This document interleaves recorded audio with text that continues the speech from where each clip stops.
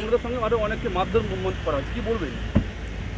দেখুন, আমরা রাজেন্দ্রপুর খড়িডাঙ্গায় গেছিলাম প্রচারের জন্য এবং ওখানে দুজন বিজেপি কর্মীর বাড়িতে প্রচণ্ডভাবে আক্রমণ করা হয়। আগামী শনিবারে ওনাদের উপরে ওনারা দেয়াল লিখেছিলেন বিজেপির হয়ে, তার জন্য সেই দেয়াল রং দিয়ে মোছার চেষ্টা করেছিলেন, সেটাই আমরা দেখতে গেছিলাম এবং ওনাদের উপরে মারধর করা হয়েছিলেন।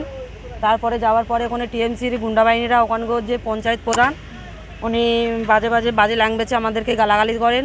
তবু আমরা কিছু বলি না, যেহেতু আমরা জানি এটা টিএমসির এটা করণীয়, টিএমসি প্রত্যেকটা জায়গায় এটা করে। সেই ক্ষেত্রে আমরা আমাদের ভারতীয় জনতা পার্টিতে তো এরকম কোনো ধারা নেই যে আমরা বাজে ভাষা বলি কি বাজে কাজ করি ওনাদের সাথে। এটা টিএমসি পার্টির কাজ, টিএমসি পার্টির থেকে করেছিলেন। তারপরে আমরা চলে আসি তখন আমাদের আরও সদস্যরা ওখানে পৌঁছায়, তাদের উপরে হামলা করে এবং আমাদের গাড়িতে ইট মারেন। শুধুমাত্র ওনার যে পঞ্চায়েত প্রধান ওখানকার টিএমসির উনিই শুধু এইটাই করেছেন, ওনার ফ্যামিলিটাই এসে করেছেন, আদার্স আর কেউ আমাদের ওপরে কোনো হাঙ্গামা করেননি। কারণ সাধারণ মানুষ পেছন থেকেই আমাদেরকে আশ্বাস দিয়েছেন আমরা আছি দিদি, চিন্তা নেই। থানায় অভিযোগ করেছেন? অবশ্যই, এখন হসপিটালে ছিলাম, মেডিকেল করেছি, আমরা থানায় যাবো এফআইআর করতে, এখন থানায় যাব আমরা।